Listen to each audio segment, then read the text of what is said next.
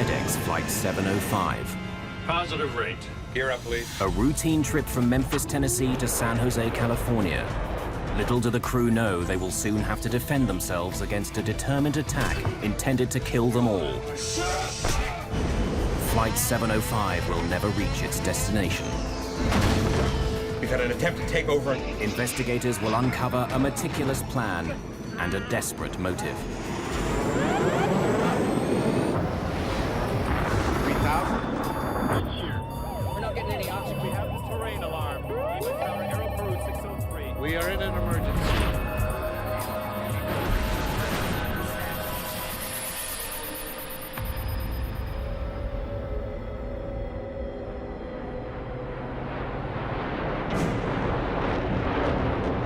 It's April 1994. A FedEx cargo plane is on its way to California. It's a perfect day for flying. Altimeters? 9s and 2s here. But behind the cockpit, in the galley area, a disaster is about to unfold. The pilots of FedEx Flight 705 are seconds away from an unprecedented situation. God almighty.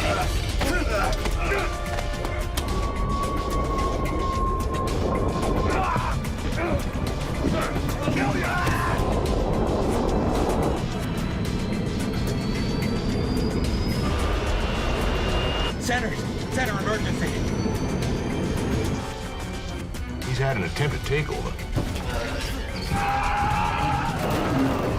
We need an ambulance, and we need armed intervention. Let me up,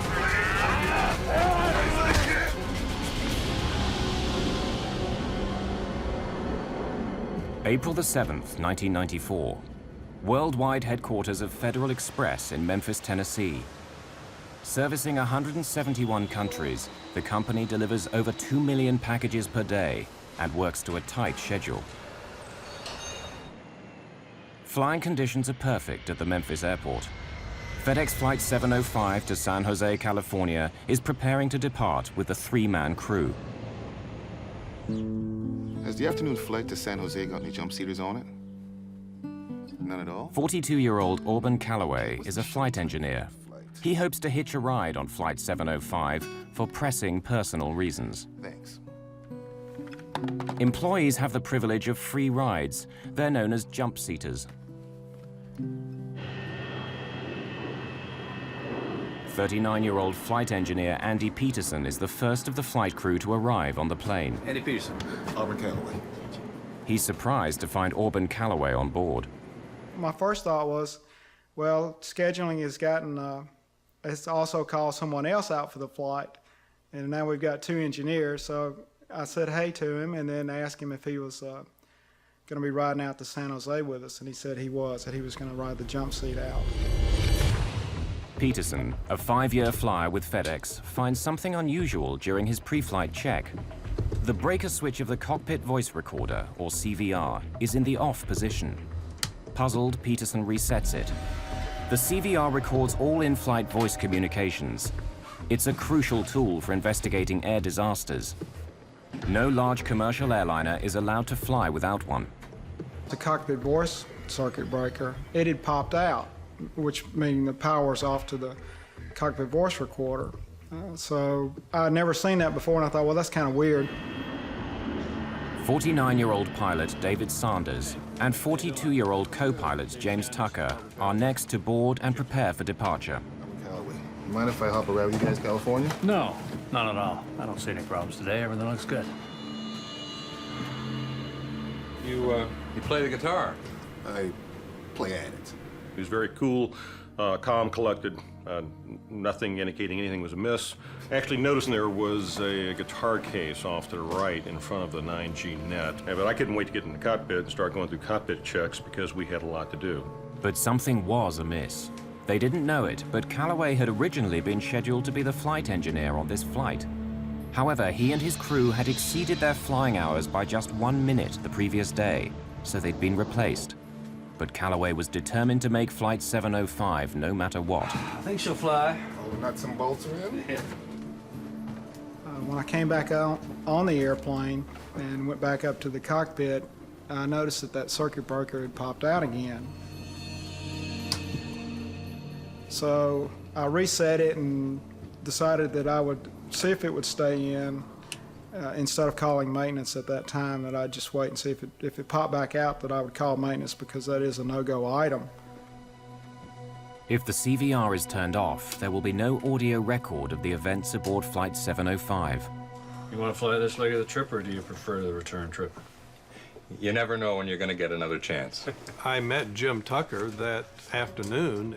Jim had been with the company for 10 years. In fact, he was an instructor in the DC-10. Andy Peterson and I had had a trip together. In fact, we flew to Paris one time.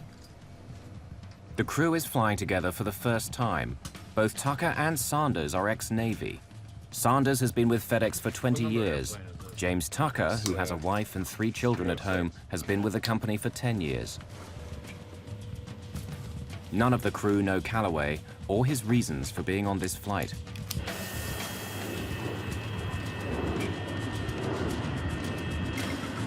Express 705, heavy runway 27, clear for takeoff. Express 705 cleared for takeoff. Lights if you want them. I mean clocks if you want them. Lights are coming on. We'll get the vertical speed wheel here in a minute. How's the checklist look? All right, before takeoff is complete. Your airplane? Set standard power, please, before they change their mind. Power is set.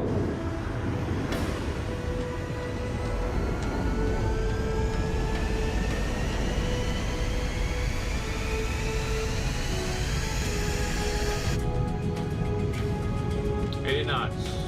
That checks? V1, rotate.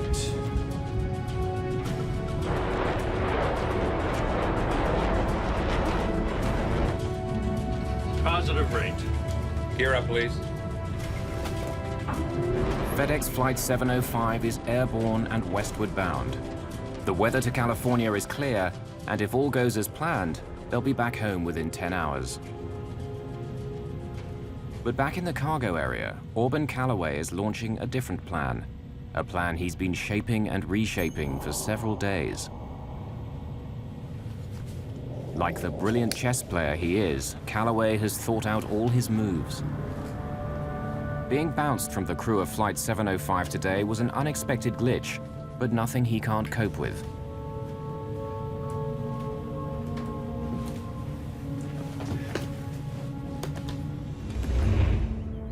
At his home that morning, Callaway already had to make a small adjustment to his plans. The flight bag he'd planned to take with him on his journey is in for repairs, so instead he packs a guitar case. As a company employee, he's unlikely to be searched, and a guitar case seems innocent enough.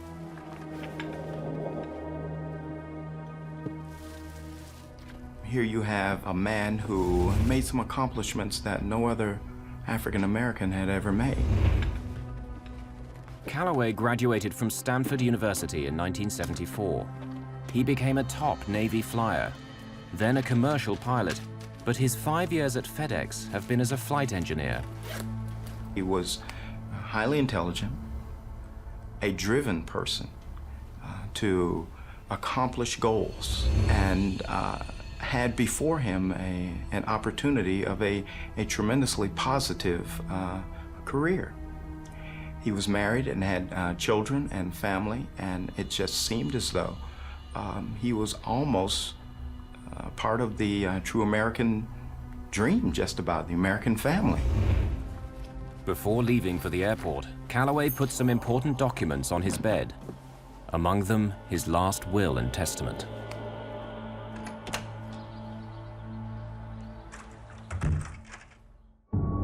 FedEx Flight 705 is several minutes outside Memphis, still climbing and passing through 5,800 meters. Jim Tucker is hand-flying the airplane, using control wheel steering mode and enjoying the clear afternoon skies. A couple of meters away sits Auburn Callaway. Behind him lie frustrated expectations of a brilliant career and a marriage that ended in tears. 2 minutes? 9s and 2s here. After takeoff is complete. Callaway has a terrifying plan. His guitar case is packed with several hammers and a spear gun. Out of sight of the crew, he gets his weapons ready.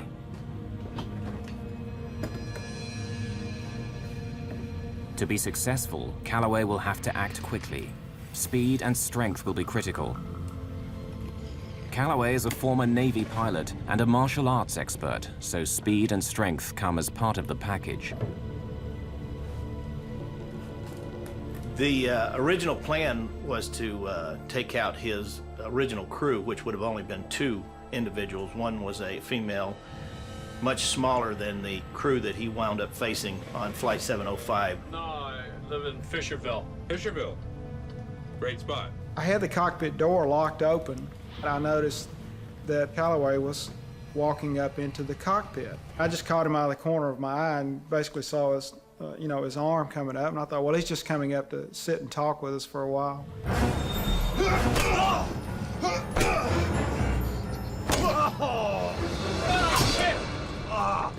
Excruciating pain, blinding pain. So much, in fact, that I never lost consciousness, but I lost useful consciousness for at least 45 seconds.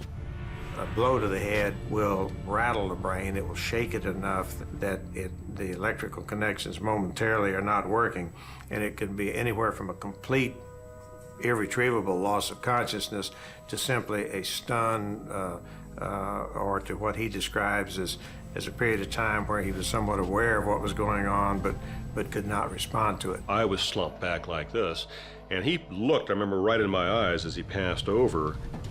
It was almost probably like, well, the lights are on, but there's nobody home here. This guy is out of action, so I'll move on to the next person.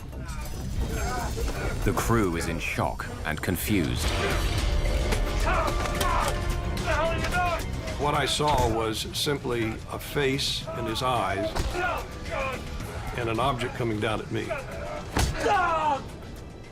I didn't discern any emotion or hate or anger. I just saw a threat, and I didn't really know what the threat was because it's so shocking.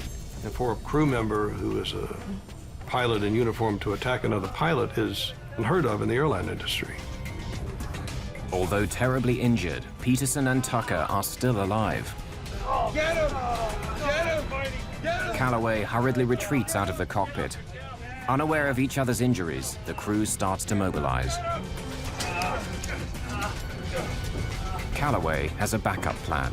The Speargun stashed outside the cockpit is a deadly weapon. Sit down! Sit down! Get back to your seats! This is a real gun, and I'll kill you! There was a loud ringing in my ear, and I was a little unbalanced.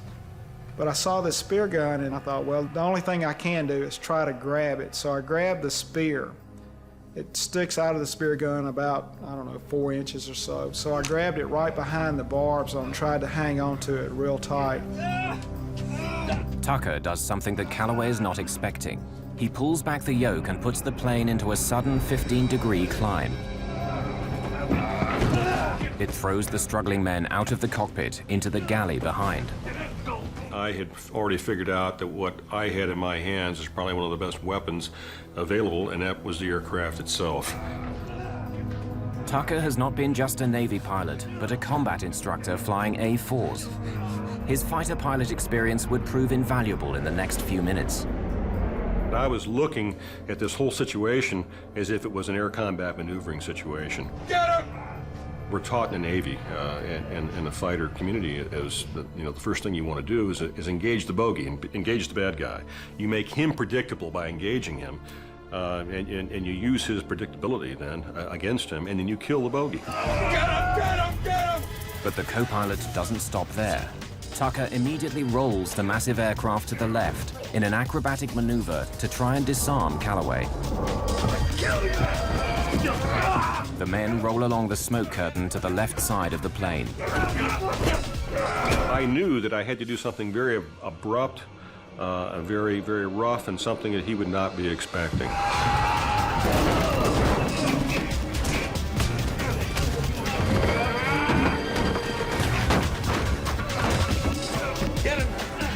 Tucker has no idea whether rolling the plane is helping Sanders and Peterson as they try to restrain Callaway.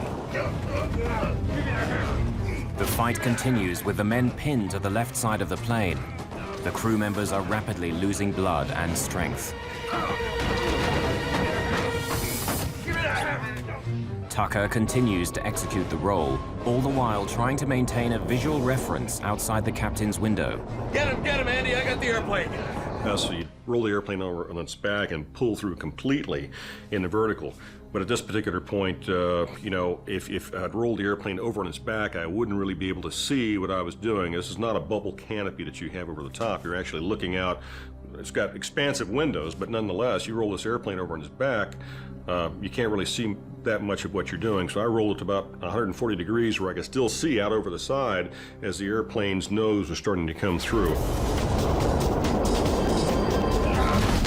Tucker rolls the 250,000 kilogram DC-10 to 140 degrees, almost on its back.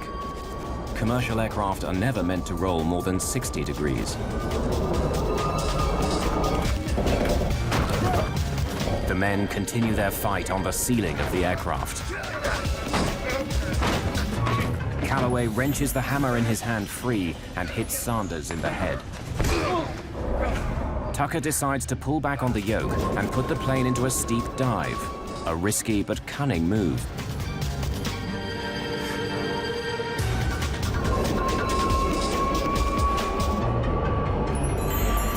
The G-force of the dive pushes the men back along the ceiling to the smoke curtain. The plane is traveling at a very dangerous speed. Tucker is making demands of the aircraft for which it was not designed. DC-10s are never meant to be flown past 695 kilometers per hour. Tucker is over 800 kilometers per hour. No DC-10 in history has been flown so fast and survived. The airspeed indicator was maxed. It was all the way to what we call the barber pole. Couldn't go any faster, but you could tell that you were going quite a bit faster because of things you don't normally hear in a jet that size, and one is the incredible amounts of sound of wind coming across the cockpit. The plane approaches supersonic speed. With the increased airspeed, the airflow over the stabilizer becomes disrupted.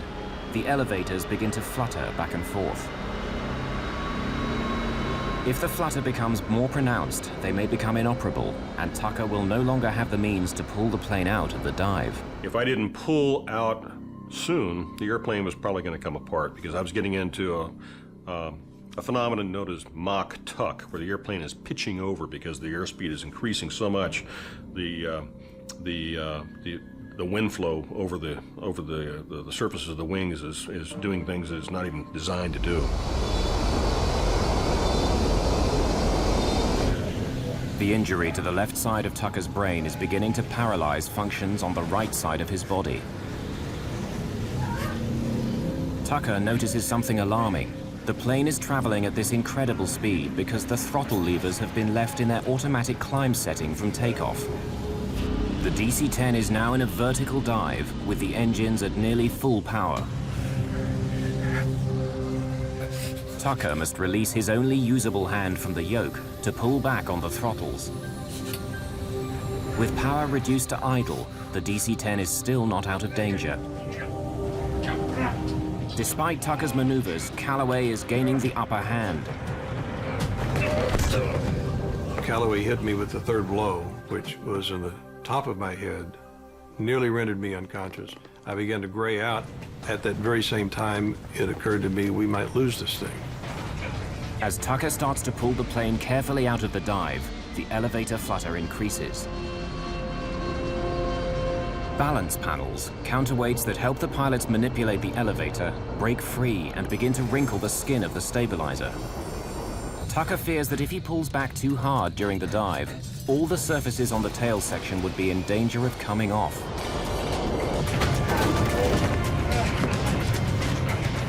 Sanders' strength is nearly spent, and Peterson's head is bleeding profusely from his ruptured temporal artery. Somehow they manage to pin their attacker down. The G-forces began to be reduced as he began to level off from pulling out of the dive. I saw the hammer in Callaway's hand. I then reached for the hammer with both my hands and pulled the hammer out of his hand. Sanders believes this is a turning point. The plane is safe for the moment.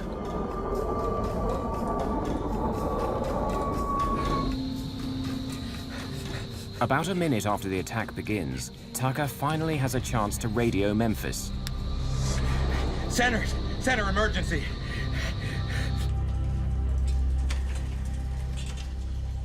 Air traffic controller Kent Fleshman and his trainee receive Tucker's emergency request. Aircraft with emergency, say again. Center, Aircraft with emergency, say again. listen to me. It's Express 705. I've been wounded. We've had an attempted takeover and Aboard the airplane. Give me a vector, please. Back to Memphis at this time. Hurry. Express 705, fly heading 095 direct Memphis. 095.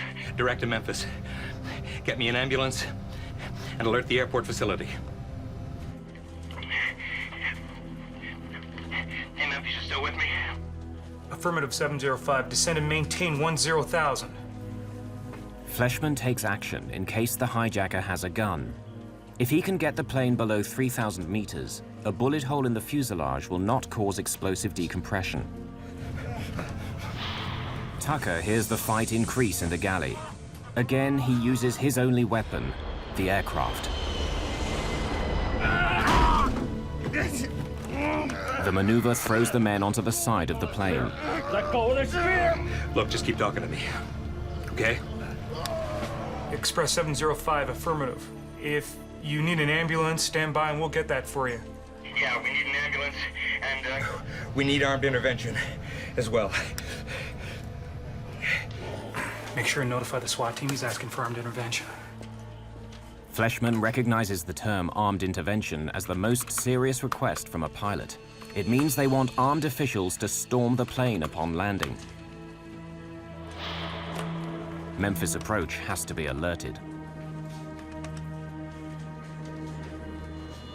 We have an emergency, Express 705. He's had an attempted takeover on the aircraft.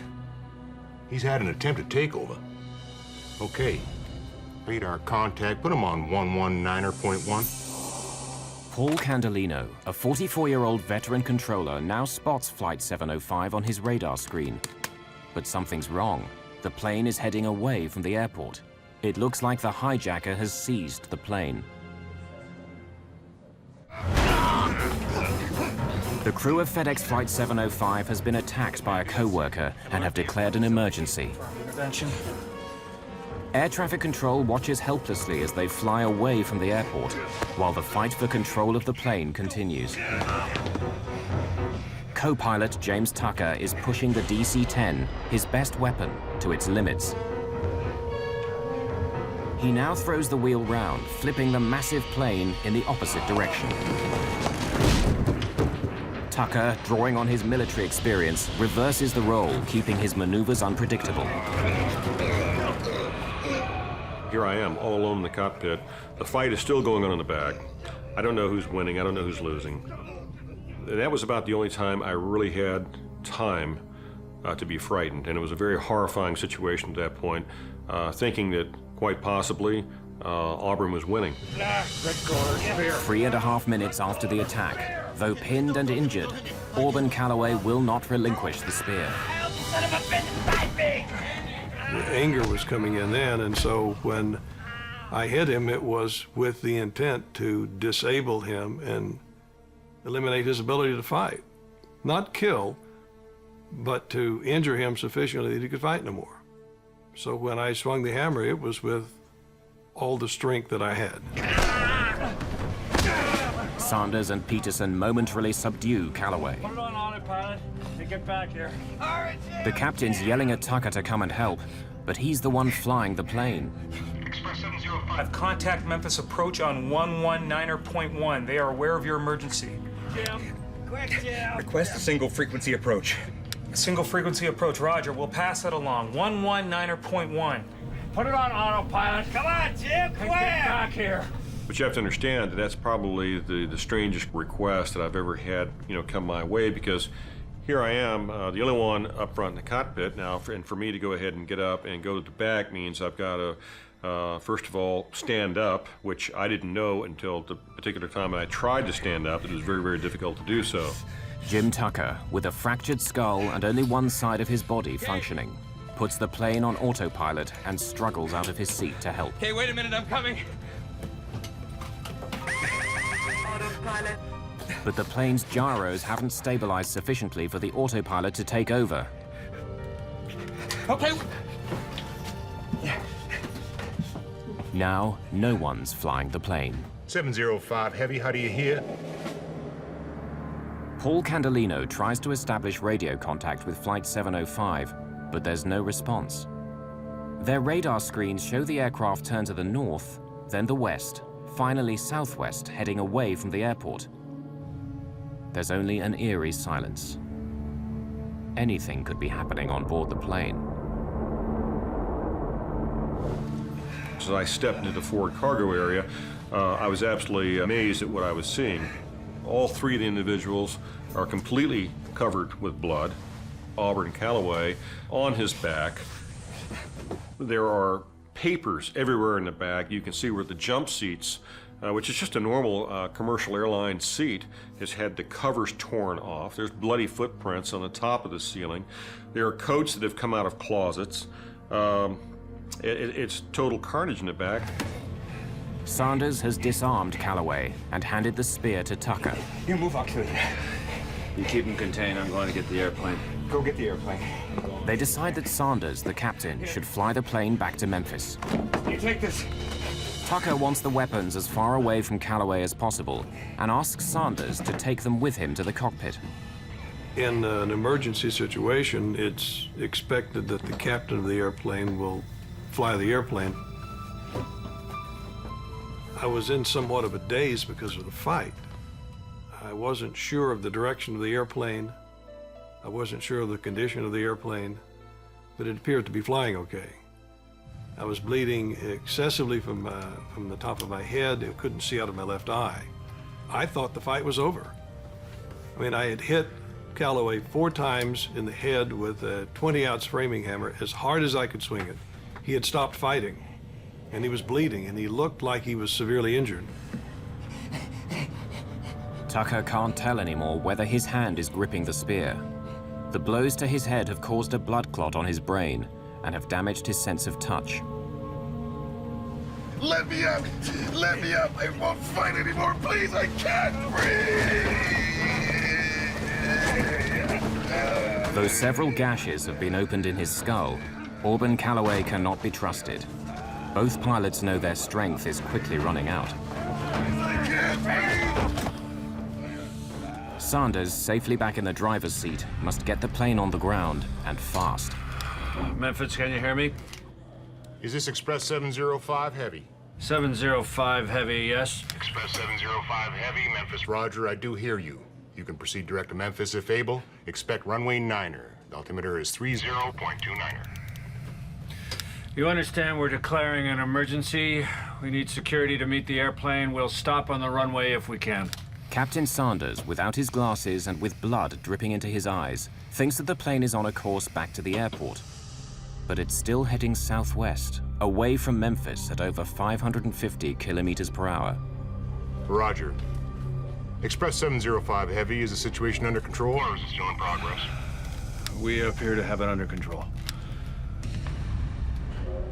Candelino wants to warn the pilot, but he's afraid the crew may still be under attack and trying to mislead the hijackers by flying in the wrong direction. Express 705 Heavy, are you able to turn toward the airport?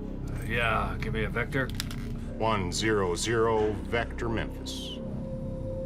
Sanders takes the plane off autopilot and sets a course back to the airport. We're turning to the airport now. For now, aboard the DC-10, the situation seems under control, but a potential disaster is only moments away. At the Memphis airport, emergency personnel begin to move into position. We need security to meet the airplane. We'll stop on the runway if we can. A FedEx cargo plane is about to land after a would-be hijacker tried to seize control.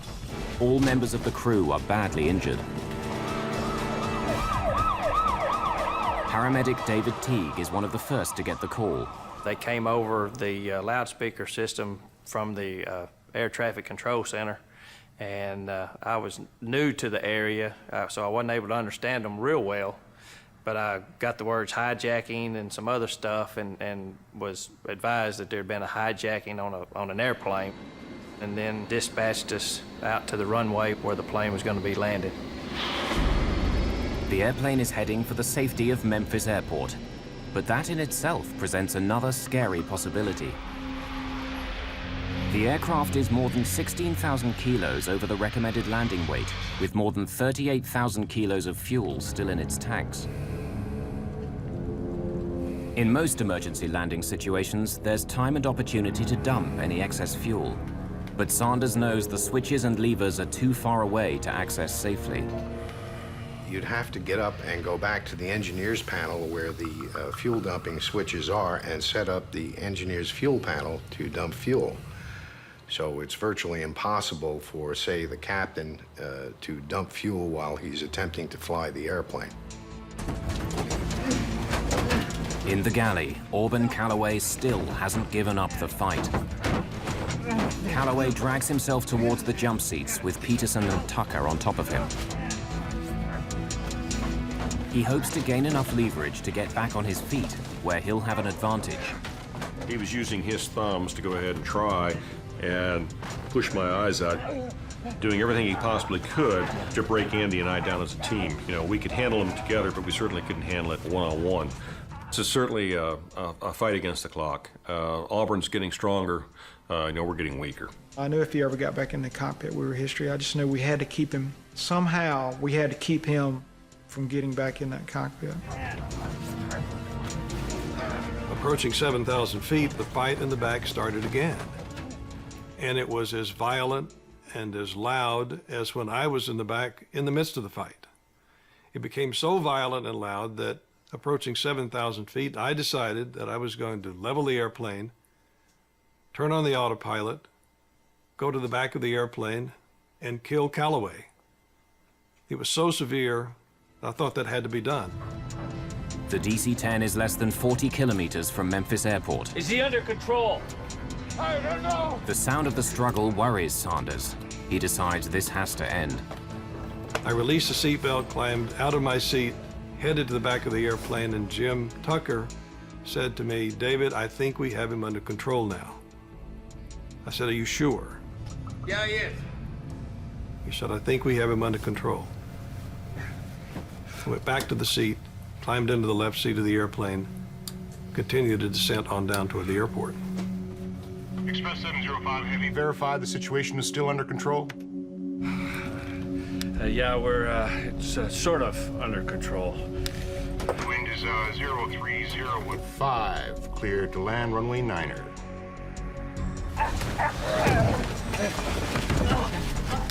Clear to land? Now Sanders faces yet another possible disaster. The delay caused by getting out of his seat means he's way over the normal approach speed, too high and too fast.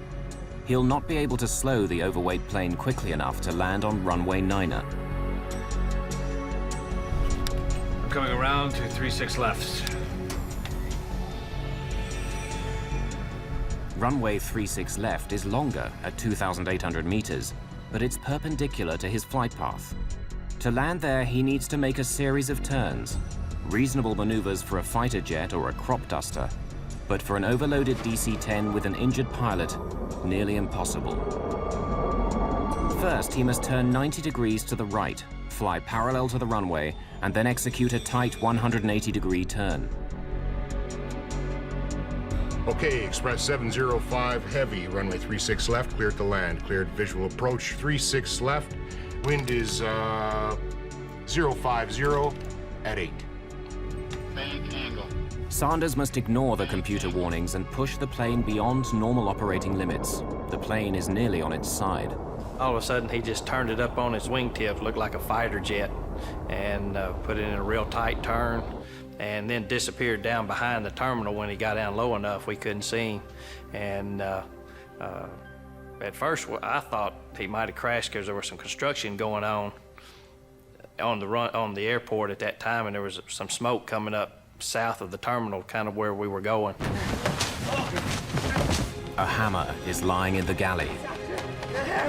The men struggle to reach it. This could be Callaway's last chance to gain control. Sanders has turned 90 degrees to the south, flying the downwind leg parallel to runway 36 left. The airplane was probably at about 300 feet above the ground at that time. The throttles are at idle. They've been at idle since I left 7,000 feet. That's an extremely unusual engine power setting to land a big airplane. You always land, make the approach with power on, a lot of power on. In this case, it was at idle because I wanted the airplane to slow down so that we would not exceed the limits of the landing gear and the flaps, so that we would touch down at or below 195 knots. With flaps extended and landing gear down, Sanders is still coming in too fast, and he's being bombarded by computerized auto-warning alarms. The runway is 2,800 meters long. A normal DC-10 needs only 1,900 meters to stop, but Flight 705 is too heavy. Even this runway may not be long enough.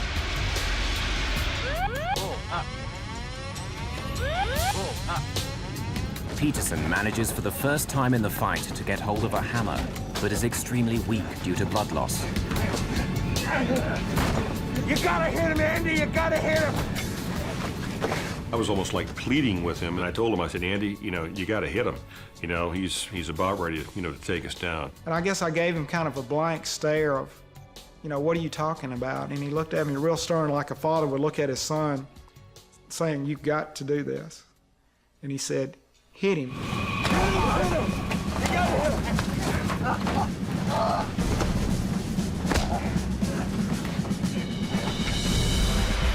The DC-10 is only meters above the runway, traveling at 382 kilometers per hour.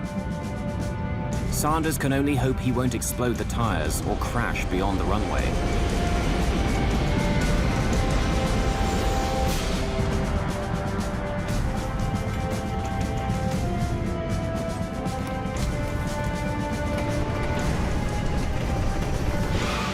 Luckily, all 10 tires withstand the landing impact. Captain David Sanders has landed the plane with only 300 meters of runway to spare. The crew of Flight 705 is safely on the ground, but not out of danger.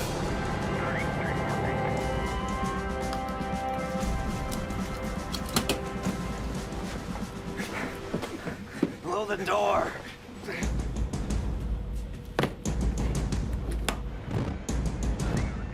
The chute is covered with kind of a talcum powder, so it won't stick when it needs to be deployed, but it made it slick trying to go up.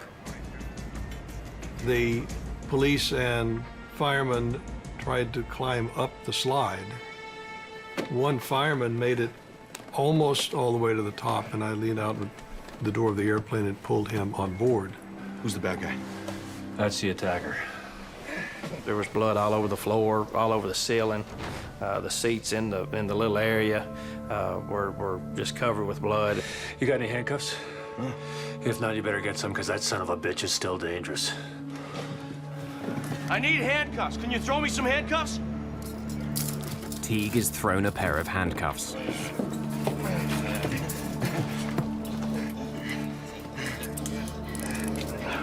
Stand here in the middle of the chain. Ouch! Get your foot off! You're hurting me! Ow! Sanders holds Callaway down as Teague examines Peterson, who barely has a pulse and is the first crew member to leave the plane. Sanders is the last member of the crew on board. Standing in the door of the airplane, I had a sense of euphoria I've never experienced before or since. It was the sense of we had been there, and we came back and we won.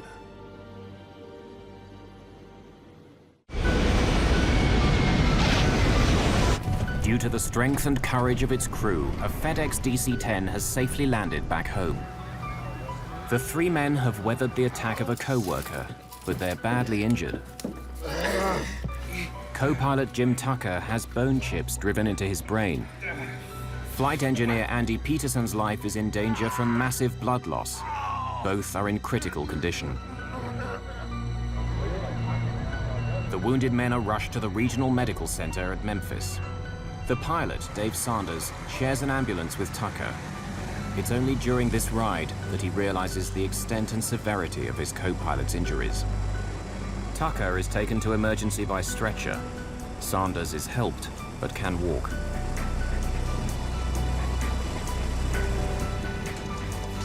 Restrained and under guard, Callaway is also taken to the same emergency facility. But the important question still remains: why did Auburn Callaway attack the crew of Flight 705? The full story is beginning to unfold.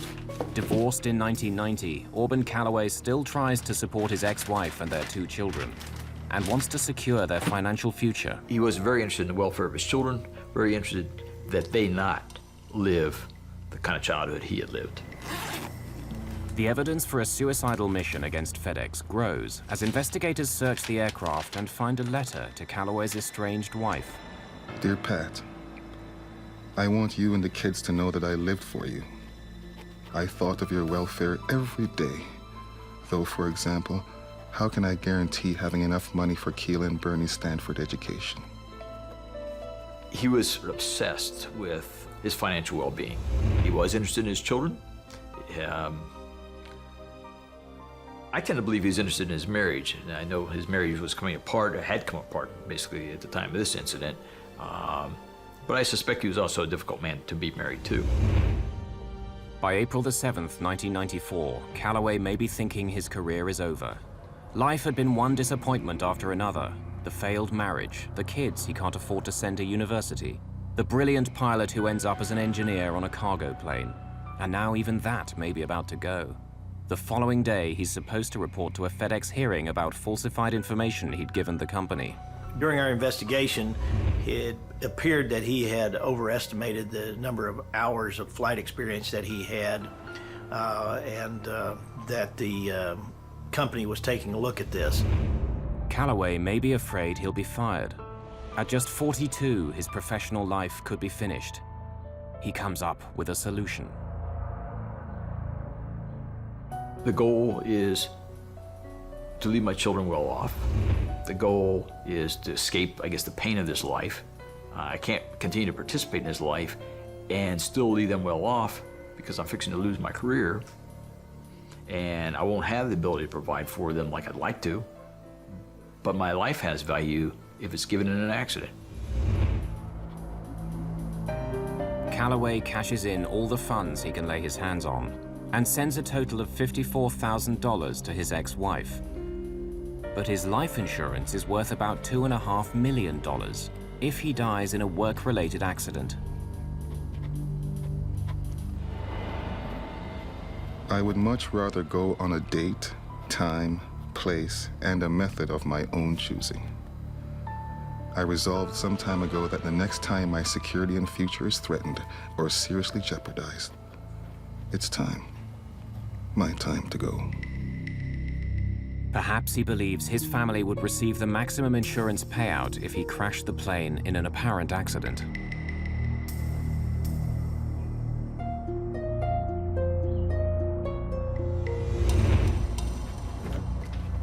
If this was Callaway's idea, he was planning it perfectly. He was armed with unusual weapons for hijacking, hammers and a speargun. After injuring the crew, he could take control of the plane. A bomb or gun could leave traces at the scene of a crash, but if investigators found a speargun or hammers, it would be very difficult to tie them to an attack on the crew.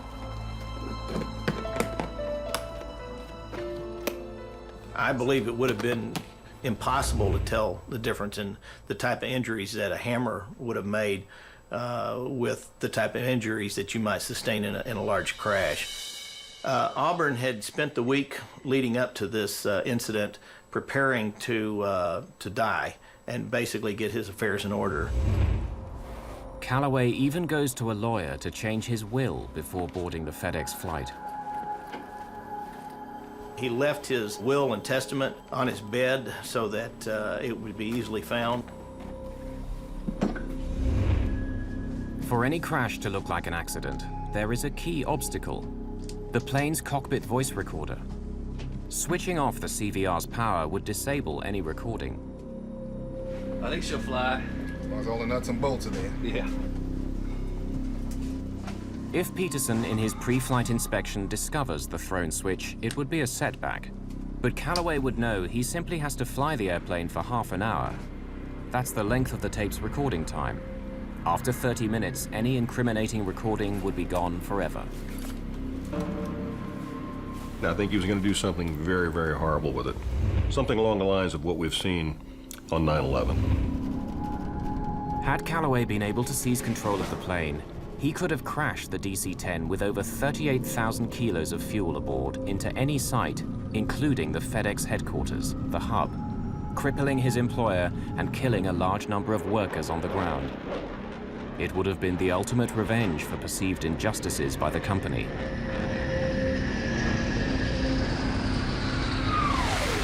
The company may never have figured out exactly why that airplane crashed back into the hub.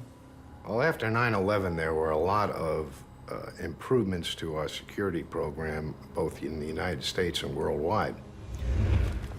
Our cockpit crew members are the most highly checked and monitored group of people in the world.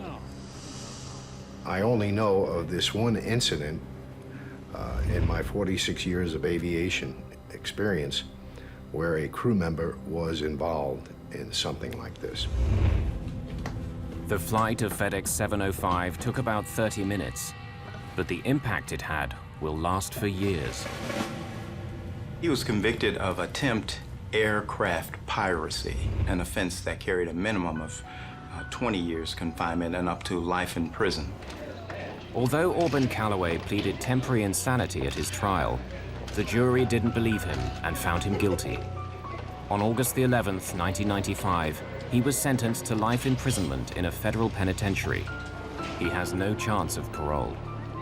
The pilots on Flight 705, they are the real heroes.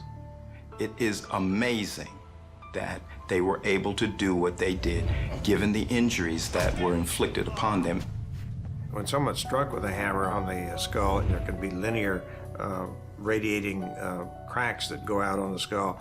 And then if it's hard enough, there may well be in-driven bone right at the site where the hammer head hits the skull and drives it into the skull. This is a replica of my skull cap. It was put together by use of a CAT scan protocol to give the proper shape of my skull and also the shape of the defect that we're dealing with here. This is the area that I was hit on the left parietal.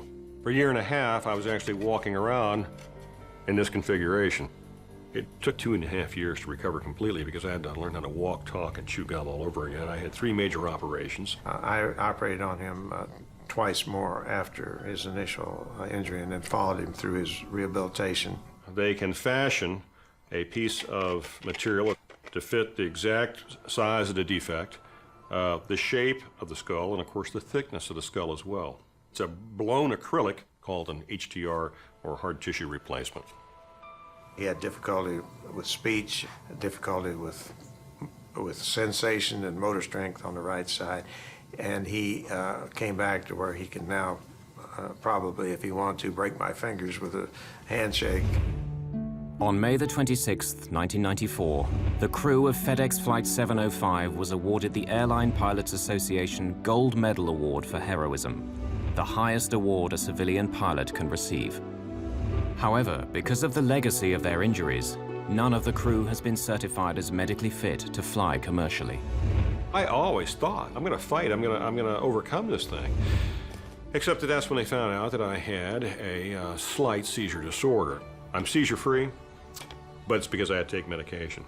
And the only way for me to be able to fly without somebody with me is to be off of medication. At this particular point, it's been ascertained that I'll never be able to do that. I'll be on medication for the rest of my life. I miss the flying. Every time I see an airplane go over, I wonder where it's going. So I miss that part of it. But I really cherish the fact that, I'm still alive and able to be with my family. The bond of pilots and what you do together in the airplane, outside the airplane, all that, I miss that. I miss it very much.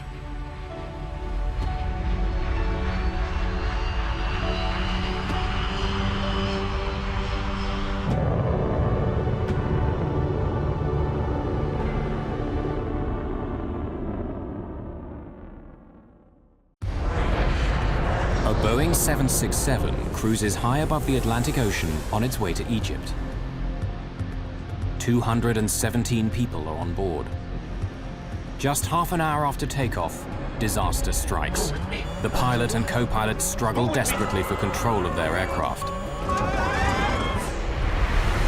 The lives of all on board will depend on these two pilots and what they do about this dive towards the ocean.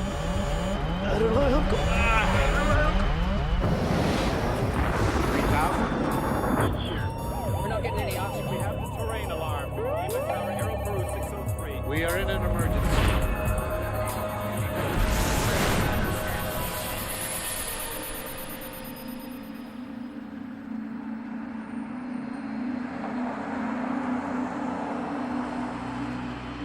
The John F. Kennedy International Airport outside New York City is one of the busiest airports in the world.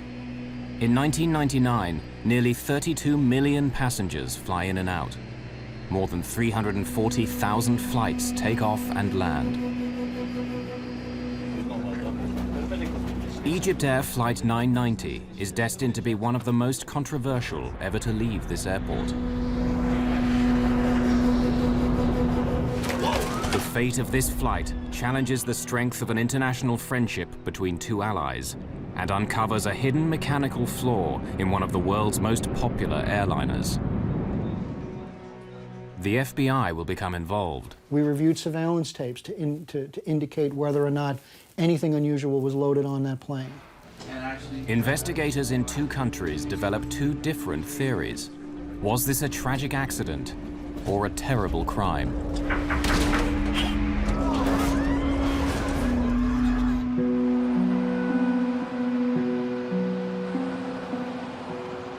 Just after 1 a.m. on October the 31st, 1999, the 217 people on board EgyptAir Flight 990 are waiting for takeoff.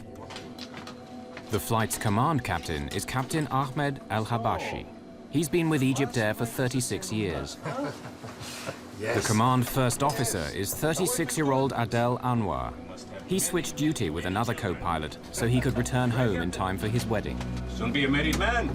Congratulations, Adel. Thank you very much. The airline's chief pilot for the Boeing 767, Captain Hatem Rushdie, joins them in the cockpit.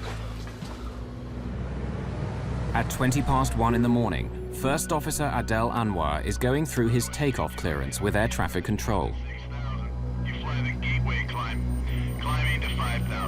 Following gateway, clear for takeoff, runway 22 right, EgyptAir 990 heavy. Cabin crew advised. In the name of God, the merciful, the compassionate. Cabin crew, takeoff position. After an everyday blessing, the co-pilot assists the takeoff. For safety, both pilots push the throttles. On a flight of 10 hours, it's standard practice at EgyptAir to provide a relief crew to share the flying duties. The command crew takes off and lands. The relief crew flies the middle portion. Tonight, Captain Raouf Nur el-Din and First Officer Gamil El-Batouti are the relief crew. They will take over after the first 3 or 4 hours and fly the plane until shortly before Cairo. V1, rotate.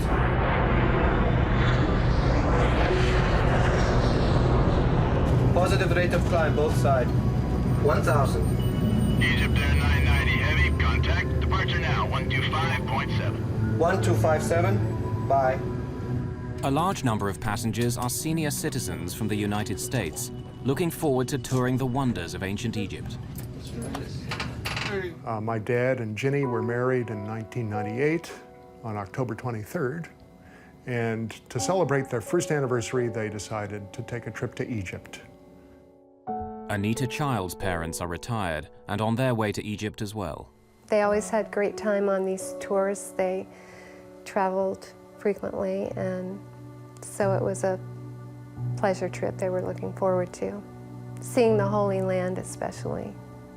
Maureen Sacratini and her brother John Simmermeyer enjoyed the fact that their parents loved to travel. They had been particularly fond of a program known as Elder Hostel, and this particular vacation trip to visit the pyramids and the other historical sites in Egypt was an Elder Hostel trip.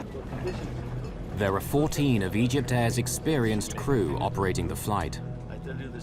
There are also 33 Egyptian military officers and pilots on board, returning after training with the American Armed Forces. Gamil El-Batouti used to be an Egyptian Air Force flight instructor. He's now one of the oldest first officers at EgyptAir. He's so much older than the other co-pilots that out of respect they call him Captain. But some at EgyptAir think that Captain El-Batouti has been coasting too long on the favors of old friends. Just over 20 minutes after takeoff, El-Batouti is about to leave his seat. Former National Transportation Safety Board investigator Greg Phillips became an expert on the events of this flight. The relief first officer, who would have been expected to come to the cockpit somewhere during the later part of the flight, halfway or wherever he was comfortable, wherever the normal change would have been, came into the cockpit about 20 minutes after takeoff. Hello, Jimmy. How are you? How are you, sir?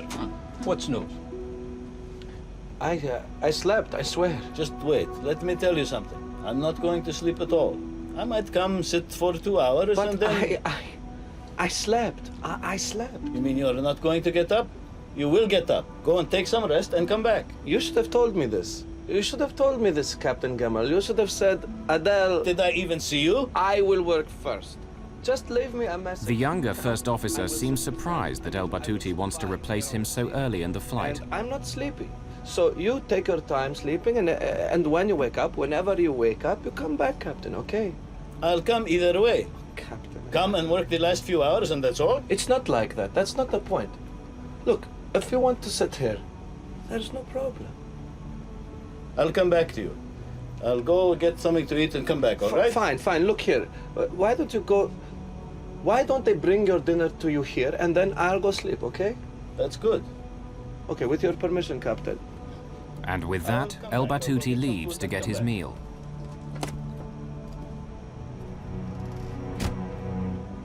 Do you see how he does whatever he pleases? Do you know why that is?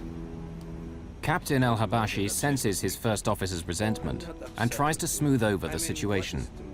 Are you a youngster? Anwar wonders if El-Batouti wants to take over because he may not want to work with Relief Captain Noor el-Din. Doesn't he want to work with Raouf, or what? It's possible, God knows. But look, you shouldn't get upset, right? By this prophet, he's just talking nonsense. That's it. Everything's under control. Okay, Chief.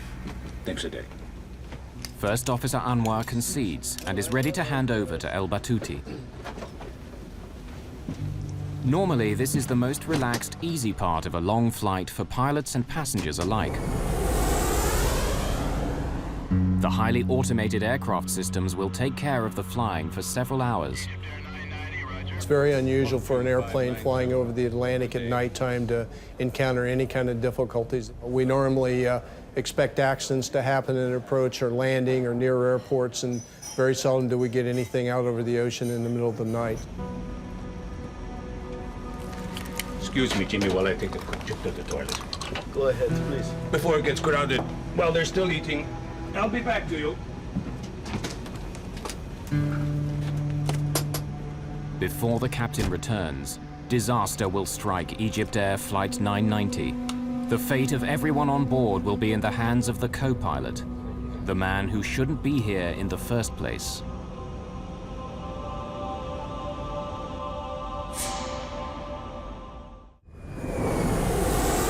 On a Boeing 767 bound for Cairo, EgyptAir's Flight 990 appears to be cruising smoothly over the Atlantic. The relief first officer Gamil El-Batouti is alone in the cockpit, while the captain has gone to the washroom. But then the plane dips, plunging down. The nose pitches down, creating zero-G, weightlessness, throughout the aircraft. This airplane basically started at 1G, which is what we'd expect for level cruise flight. As you push the nose down, as if you would be cresting the top of a hill in a car at a high speed that drops away, you'd feel the airplane fall away from you. and you would start to feel a little light in the seat, and as the dive progressed, you would feel a little bit lighter yet. I rely on God. Whatever the first officer is intending, he says nothing except this phrase again and again. Captain El Habashi fights the disorientation of zero gravity, desperately trying to return to the cockpit.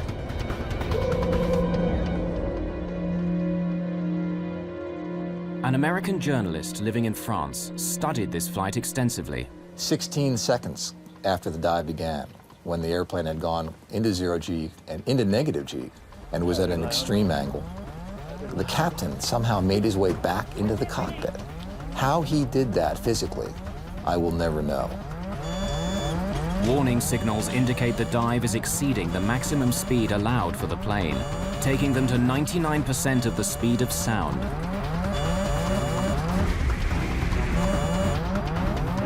This far past the plane's design limits, the stresses on the airframe are pulling it apart.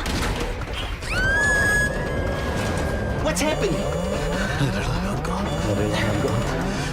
Captain El Habashi pulls back hard on his control column.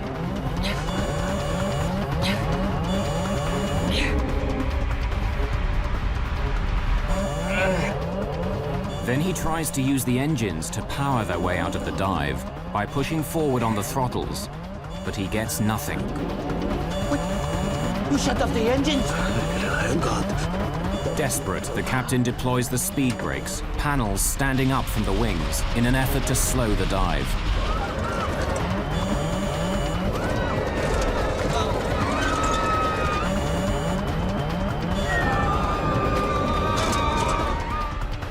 The dive is slowing, back from the brink of the sound barrier.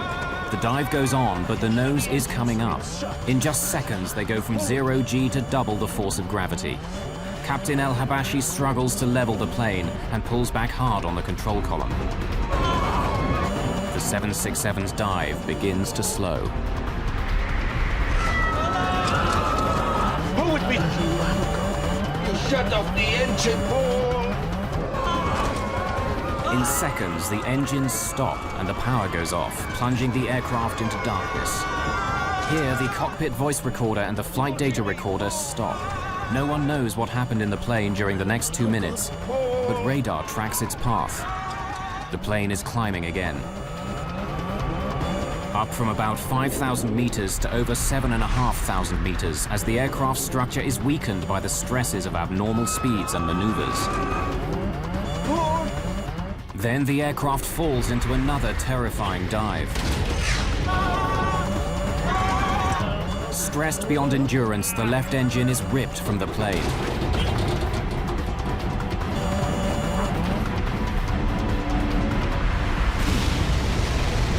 EgyptAir 990, New York Center.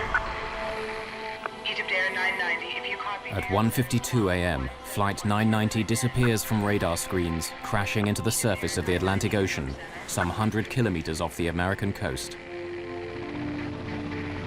Coast Guard search and rescue get a call at 2:15 a.m. A plane has disappeared and Coast Guard vessels are called to the scene. The U.S. merchant marine training vessel King's Pointer is first to arrive. Just as the day was dawning, we noticed oil in the water. And that was the first indication, so we turned the ship around back into the oil, and about as soon as we turned around, we started seeing debris rise up to the surface. In Heliopolis, a Cairo suburb, Captain El Habashi's daughter can only guess what her father went through. Can you imagine if you have a beloved one, a father, a daughter, or a brother, facing all the horrors of finding himself falling from 36,000 feet suddenly, trying to save his life, his colleagues' lives, the people, the passengers. In a home in Maryland, a sleepy Sunday morning takes a tragic turn. I had woken up for some reason at 5:30 in the morning, and we were flipping on the TV to check the weather, and we were deciding what mass we were going to be going to. It was Sunday.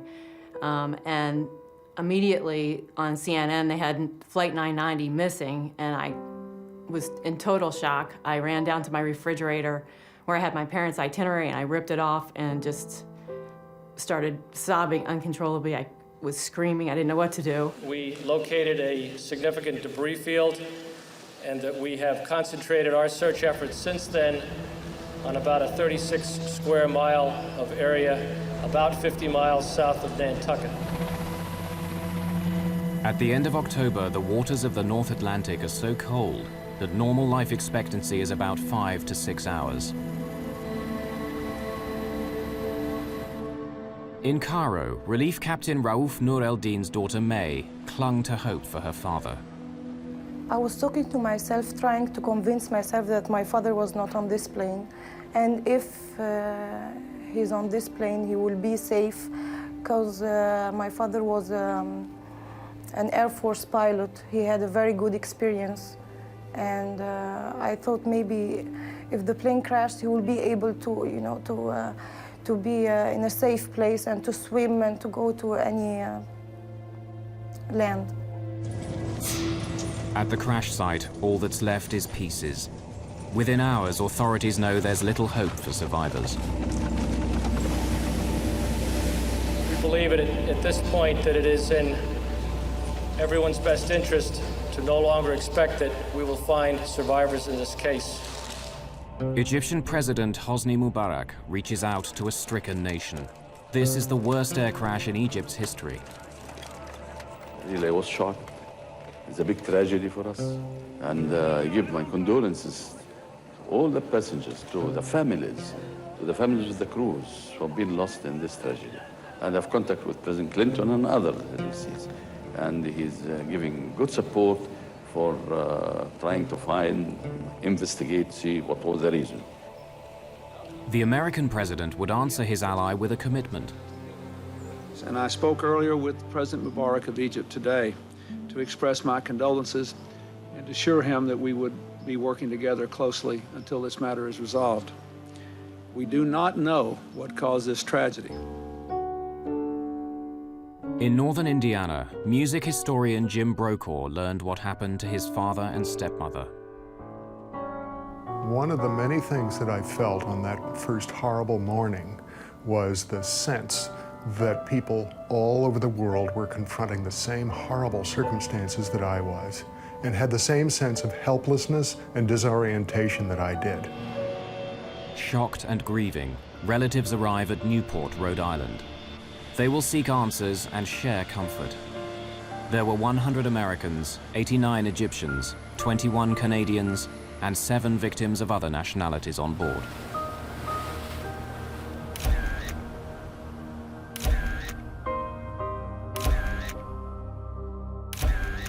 They're all asking, what caused this tragedy? Teams of investigators will pursue that question for years to come. We are beginning what may be a long investigation, and we are prepared to do what it takes to find the answers to the questions we are seeking. In Washington, Greg Phillips from the National Transportation Safety Board leads the investigation into this crash. From the very beginning, we realized it was a very difficult case. The airplane was in cruise, nighttime, out over the ocean, and when it went into the ocean, there was just a little bit of floating debris, but we had to recover the airplane from the bottom of the ocean to begin the investigation. The job of finding the black boxes would be difficult. The water is about 70 meters deep, and the tremendous force of the crash has smashed the locator beacons off the boxes. In this case, both the underwater locators, which are called pingers, which help us locate the boxes underwater, were detached. So we had an extra difficult job in trying to find the actual boxes where the recording material was contained. 9 days after the crash, the US Navy's unmanned submarine Deep Drone recovers the first of the 2 black boxes, the flight data recorder, which stores information about what the aircraft and its systems were doing. 4 days later, the second black box, the cockpit voice recorder, lands on the deck and is carefully transported to the NTSB laboratories. The cockpit voice recorder captures all sounds in the cockpit for the last 30 minutes of the flight.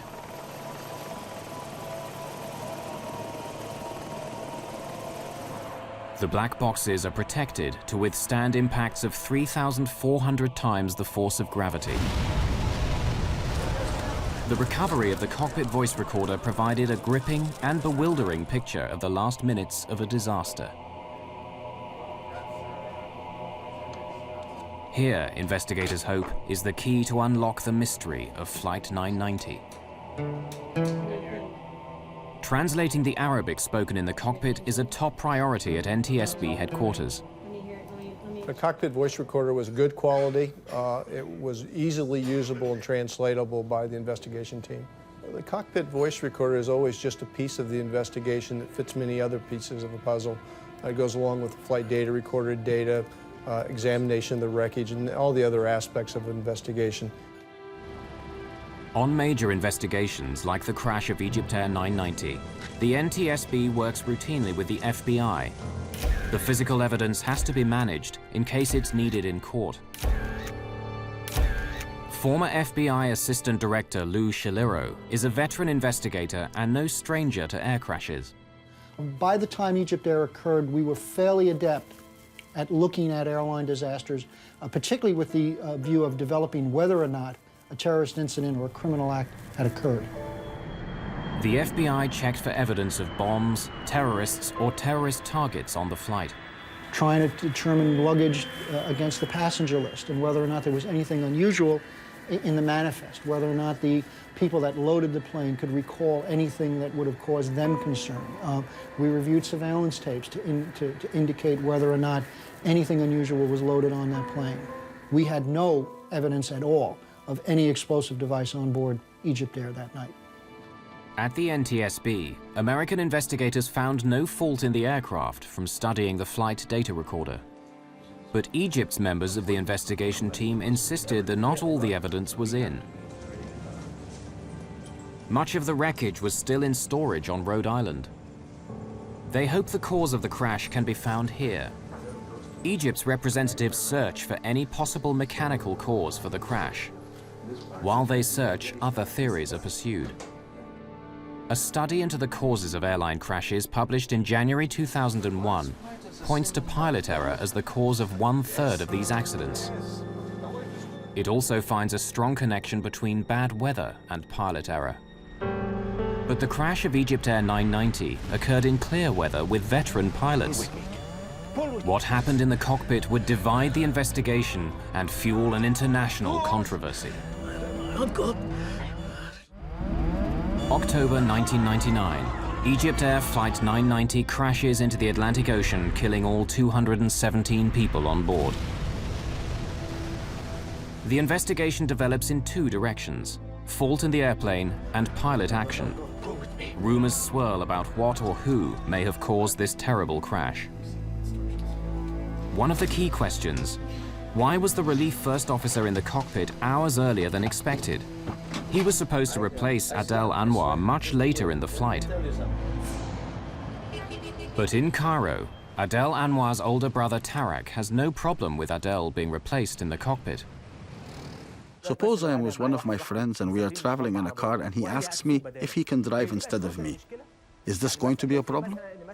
For example, if Adel didn't get enough sleep and Captain Jamil told him, "Let me fly the plane instead of you and you go rest," there is no problem with that.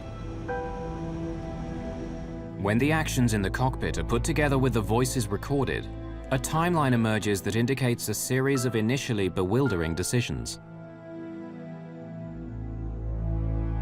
I'll be back to you. The timeline reveals that after Captain El Habashi leaves the cockpit, there's a series of sounds whose meaning can only be guessed at. Control it. And then the relief first officer disconnects the autopilot. I rely on God. Released from the autopilot's control, the plane starts to descend, rolling to the left. Egypt's experts described El Batuti's decision to shut off the autopilot as a possible reaction to an unusual movement of the aircraft, prompting him to take manual control. However, the leader of the NTSB investigation disagrees. We found no reason for the autopilot to be disconnected by a fault or failure in the airplane. Normally, all aircraft movements are meant to keep passengers comfortable, as though they were on the ground. After switching off the autopilot, El Battuti pushes his control column forward, lowering the elevator panels. So the flight data recorder indicates to the NTSB. Then he pulls the throttles back, reducing engine power. This causes the plane to dive. Egypt's investigators say El Battuti was not trying to crash the plane, and there may have been an elevator failure which he could not overcome. Strangely, there is no discussion of a problem on the cockpit tape. When the captain made his way back to the cockpit, he asked the first officer what was going on and never received a response. As former director of aviation safety, Bernard Loeb oversaw all air crash investigations at the NTSB. It is well understood that in a cockpit, a jet transport cockpit of virtually any airline in the world, when a captain comes in and asks a question, the first officer will respond. When the captain asked his questions, Battuti did not respond. Fighting the dive, pulling his column back all the way, the captain cannot gain complete control of the elevator, so he tries the throttles to power out of the dive. He was unaware that seconds earlier the first officer had shut off the fuel to the engines. Egypt's experts say that El Battuti may have been acting out of caution. The flight data show that a low oil pressure warning appeared. That can mean the engines have flamed out. The captain may have then ordered the fuel to the engines shut off as part of the procedure for restarting the engines. Shut the engines! It's shut! The NTSB consider this possible scenario as well. The engines shut off on a two-engine airplane at night over the water. We couldn't understand any reason why any emergency could cause you to shut all the power off available to the airplane when you're heading away from the nearest airport. Foremost among the Egyptian investigators' scenarios was a tragic elevator failure. In Washington, at the National Transportation Safety Board, analysis of the flight data recorder indicates that Captain El-Habashi was pulling back on his column to make the plane climb, while First Officer El Battuti appears to be pushing forward on his column, making the plane go down.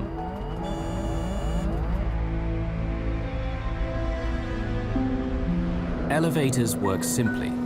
Pull back on the column and the elevators go up, lifting the plane. Push forward and the elevator panels move down to make the plane descend. They work together, but in this case they're going in opposite directions. Egypt's experts argued that this crash could have been caused by a failure in the elevator assembly, producing an elevator hardover, a jam in the elevator controls which lock them in the down position, plunging the aircraft into an uncontrollable dive.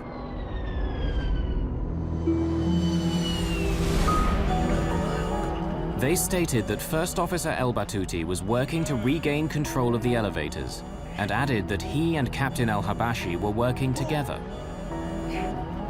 If there had been an elevator failure, it could explain the First Officer's unusual performance in the cockpit. Pull! Supporting evidence is found when analyzing fragments of the wreckage in the hangar at Rhode Island. Here, investigators made a remarkable discovery: 3 unusually sheared rivets. These tiny parts play an important role in the Boeing 767 elevator assembly. Egypt's consulting experts determined that the scratches in the metal surfaces of these rivets showed that they were sheared off in 2 different directions. One direction could be attributed to the crash. The second could indicate that the break occurred before the crash, and so may have indicated a jam in the elevators. Egypt's experts drew this to the attention of the Federal Aviation Administration, America's civil aviation regulator. Alarmed by the potential risks, the FAA ordered all bell crank rivets to be inspected on every Boeing 767 in operation around the world. The inspections uncovered 136 sheared rivets, and 34 aircraft were grounded until the fault was fixed.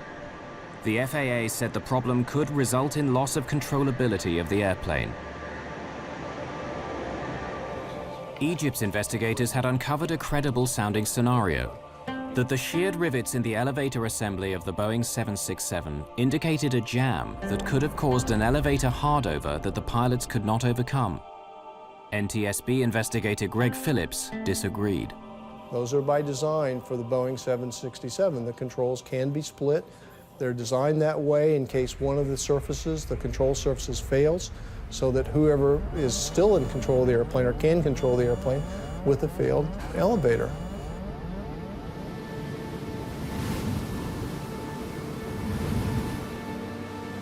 Before he became an investigative writer, William Langewiescher was a commercial airline pilot. Flight 990's maneuvers are programmed into a flight simulator in order for Langewiescher to test a pilot's reactions. To see an airplane going so wildly into a dive, to see the altimeters unwinding at that speed, to hear the horns and warning signals going off, is frightening. Whatever the cause of the dive, Langewiescher tries a variety of responses to recover from it. Finally, they asked me to wait at the extreme 15 seconds. To sit in a 767 or any airplane going out of control and do nothing for 15 seconds. 15 seconds is a long time. It's inconceivable, but I did it. And even at 15 seconds, even waiting 15 seconds, I was able, through no particular skill, really reacting almost as any student pilot would, to recover the airplane, recover from the dive, before the airplane exceeded its limits. No Boeing 767 has suffered from an elevator hardover and dive before or since the crash.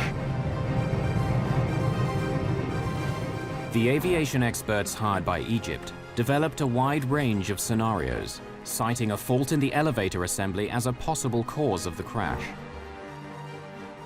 Based on the data, the information we have from the testing that was done as a group effort with all the best thinking everybody had at the time, we could not make this airplane do what it did with any of the failure scenarios that were presented to us. While mechanical failure scenarios were exhausted and terrorism was excluded, the FBI continued to dig into the life of First Officer Gamil El-Batouti. Less than 3 weeks after the disaster, news media report that in the final moments before the crash, El-Batouti said, "I have made my decision. I put my faith in God," causing many to believe he might be an Islamic militant bent on destruction. But the translation was incorrect. From our initial review of Batouti's background, he was a fairly religious person, but I don't think we had anything to determine that his religious beliefs were radical or beyond what would have been a normal religious person. What had Batouti said? And what does it mean? Egyptian professor Amin Bonar teaches Arabic at Georgetown University in Washington. Tawakkaltu means I depend, I rely, I trust, and Allah on, and Allah is God. Oh, tawakkaltu ala Allah, on God I rely, I depend in whatever I'm going to be embarking on. People use it when they start a trip, when they start driving, going back home, you say tawakkaltu ala Allah. When you have an exam, you begin by saying tawakkaltu ala Allah. It's a very positive phrase. So it's not the kind of phrase that anyone would be using before they commit a crime or before they commit suicide. Tawakkaltu ala Allah. To say this common phrase once was normal, but El-Batouti repeated it 11 times. What's happening? Tawakkaltu ala Allah. I expect that Captain Batouti would say, there is a fire in the engines, something stopped, I can see something's hitting the plane, anything like that. But he go on endlessly saying, Tawakkaltu ala Allah. This is not logic. For the El-Batouti family, their grief would be compounded by the need to defend their father's honor. When he died, the one thing we had to reassure us was that he had died honorably. And now they're trying to take that away from us. There is a lot of mechanical failures. Why you have only to say that it's a deliberate act, no mechanical, no weather, no mechanical, no weather. So why? Because he's an Egyptian pilot. Chairman Jim Hall allowed that it could have been a criminal act rather than an accident. The investigation could end up in the hands of the FBI alone.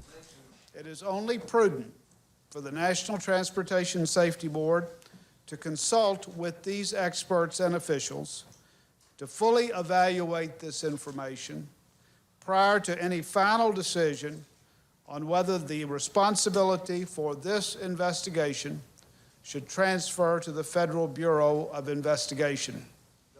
Egypt's President Hosni Mubarak, formerly commander of the Egyptian Air Force, had known Gamil el-Batouti, according to his nephew Walid. Mubarak asked President Bill Clinton to intercede to keep the crash from becoming an FBI matter. Since the crash, Walid el-Batouti, nephew of Gamil, has become the el-Batouti family spokesman. You have to understand that the highest ranking in this country, which is the Egyptian president, was an Air Force pilot. And he was asked, and he says, according to my experience, it's in the tail unit. Something happened there. It's not suicide. It could be either a mechanical failure, a manufacturing failure, something. In America, the FBI focuses on Gamil el-Batouti and the question of motive. The FBI would learn about the man in control of EgyptAir 990, interviewing colleagues and friends, discovering a dark side to Gamil el-Batouti. Investigating the cause of the crash of EgyptAir 990, the spotlight falls on the character and history of Relief First Officer Gamil el-Batouti. He was 59 years old, approaching 60, had never risen above the rank of first officer. That may have caused him some animosity towards EgyptAir. Had some personal issues in his own life, in terms of financial, some issues in terms of his family members being sick, needing medical attention. They've used the daughter in the accusation as they said she was sick, and that's why maybe he committed suicide. Before we go to this, I will give you the reason. First, the doctors have already, on that particular flight, have already told them that your daughter is going positive with the medication and everything is going fine, and he was extremely happy. He was so excited to come back. Gamil el-Batouti was bringing her medical records back that night, among other things. Okay, he bought tires for his son, and an argument went on the phone between him and his son. My father called me to come to the airport because he could not carry all 4 tires himself. He says, listen, I carry your tires all the way from the States. You don't want to come and carry it from the airport? It's a very natural thing. A man is going to commit suicide. Why would he do this? In New York, the FBI continued their investigation at the Hotel Pennsylvania, where EgyptAir had a block booking of about 50 rooms for their crews. The investigation that the FBI was able to do, as far as Batouti's background, probably spanned a period of about a year or so, at least from the records that we were able to obtain, and from the interviews we did at the various places that he stayed.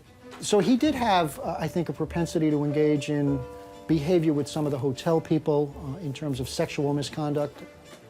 Hey, pretty lady, where did you get to? Which, you know, at the time really appeared to be totally out of the realm of what was normal for a person of that status to do. A husband and father of 5, Gamil el-Batouti was notorious for leering at and bothering female guests and hotel staff. Come to my room. The FBI learned that 2 years before the crash, 2 young women reported that he called them on their hotel room phone, telling them to look out the window across the courtyard. You have a good time too. When they did, they saw el-Batouti exposing himself and reported the incident to hotel security. His provocative behavior would continue. A hotel maid told the FBI that the night before the crash of EgyptAir 990, el-Batouti had sexually harassed her again. No, I want to talk to you because, look, I give you $100 if you just come to my room. I'm not here for that. Oh, sure. I'm here to work. Just leave me alone. Nah, don't be like that. When the maid reported the approach, Another addition was made to the hotel's record of sexual harassment of guests and staff by El Batouti. The allegation of the hotel, as far as they said, it happened way before, not 1 day before the flight. Not 1 day before the flight, as has been mentioned. The hotel maid told the FBI the incident took place on October the 29th, 1999, the day before the flight. 3 months after the FBI began investigating El Batouti, an EgyptAir flight landed in London. The plane's captain requested political asylum in the United Kingdom. He claimed to have information about the cause of the crash of EgyptAir 990, and he feared reprisals in Egypt. Captain Hamdi Taha was a colleague of Gamil El Batouti, and he was walking away from his wife, his family, and his country. The FBI sent a special agent, and along with a British security officer, he interviewed Captain Taha. Were you aware of El Batouti displaying sexually inappropriate behavior? Yes. This is very important. I heard it from pilots who I trust.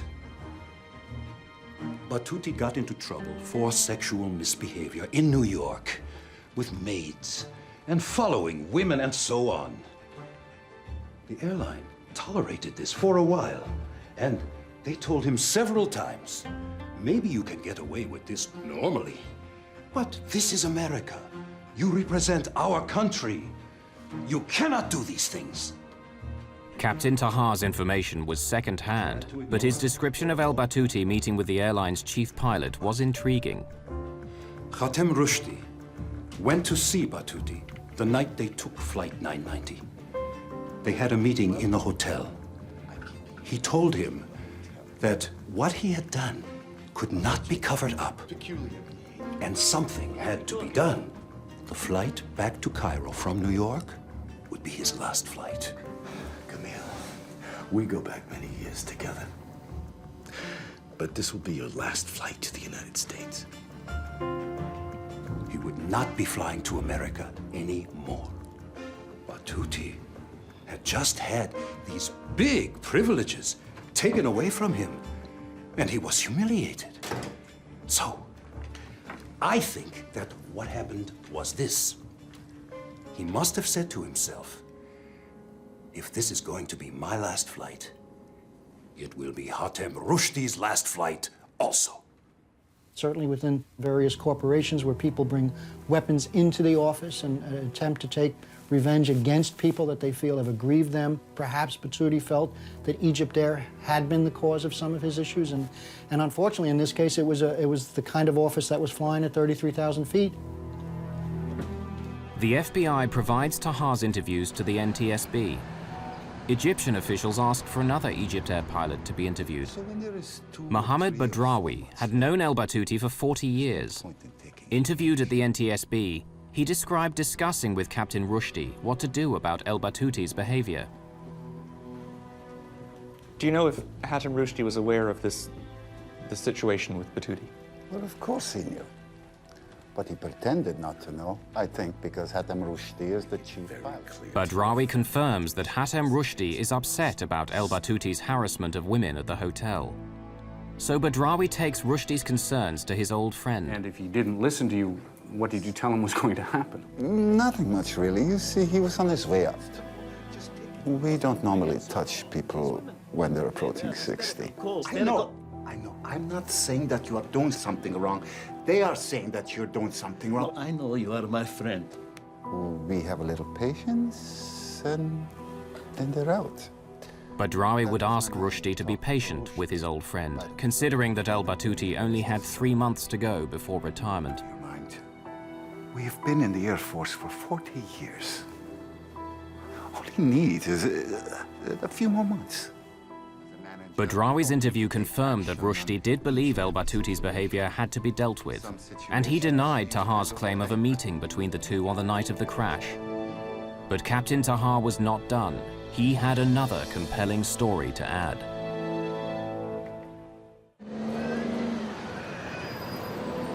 In London, an Egyptian pilot has requested political asylum and is offering an insider's view of the most controversial tragedy in the history of EgyptAir.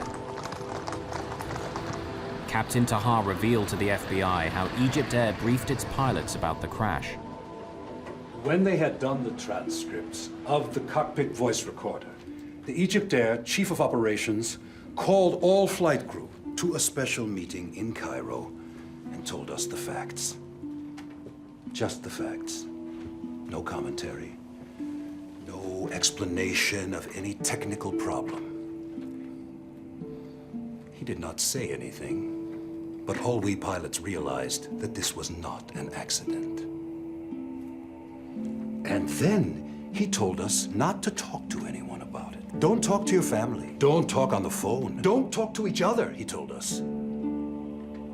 All of us realized that Batuti had done this on purpose. For the American families involved, this was a case of 216 murders and 1 suicide. In Egypt, big, close, extended families combine with a strong religious faith to deny that Egyptians commit suicide. The story has many sides. It has to do with religion. It has to do with beliefs. It has to do with the culture. I think until today, still in the Egyptian culture, people don't believe that Muslims or that Egyptians or that people coming from that culture commit suicide. Cultural differences were not the only impediments to this investigation. One of the difficulties that we did have was that when we went over to Egypt and attempted to really get into his background, it became a very sensitive issue for the Egyptian government. FBI efforts to learn about El Batuti's personal life and family relations would be stymied. It became almost to the point where we were never really able to develop all the things that we needed to get at. Finally, on March the 21st, 2002, after a nearly $10 million investigation over 2 years and 5 months, the NTSB publishes its report and determines that the probable cause of the EgyptAir Flight 990 accident is the airplane's departure from normal cruise flight and subsequent impact with the Atlantic Ocean as a result of the Relief First Officer's flight control inputs. The Egyptian Civil Aviation Authority responded angrily, and their response read in part, It is obvious that the NTSB has not done the type of professional accident investigation expected by the Egyptian government. The NTSB's former director of aviation safety takes exception to the Egyptian view. What was unprofessional was the insistence by the Egyptians in the face of irrefutable evidence to anyone who knows anything about investigating airplane accidents and who knows anything about aerodynamics in airplanes, was the fact that this airplane was intentionally flown into the ocean. No scenario that the Egyptians came up with, or that we came up with, in which there were some sort of mechanical failure in the elevator control system would either match the flight profile or was a situation in which the airplane was not recoverable. Like many of his countrymen, the loyal nephew cannot believe his uncle Gamil was a mass murderer. This is a simple plane crash.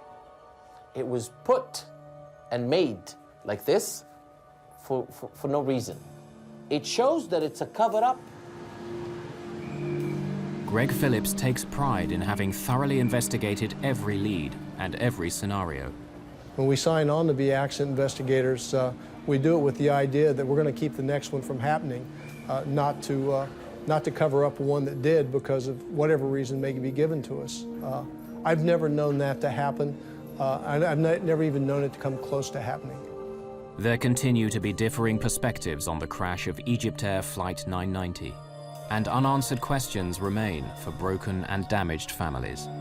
For many of them, answers to how and why this plane crashed will forever be a painful mystery.